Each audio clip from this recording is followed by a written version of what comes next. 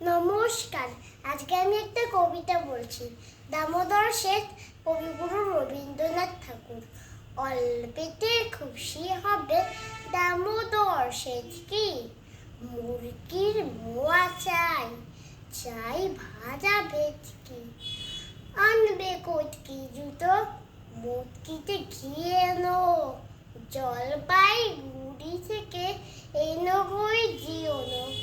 চাটনিতে পাওয়া যাবে বোয়ালের পেটকি। চিনে বাজারের থেকে এনো তো গরম চা। কাকড়ার ডিম চাই, চাইছে গরম চা। না হয় খরচা হবে, মাথা হবে হিচকি। মনে রেখো বড় মাপে করা যায় আয়োজন। করে বর খাতো নয়, 3 মণ প্রায়োজন। খোঁজ নিও জড়ি হাতে, জিলিপির রেট কি? নমস্কার।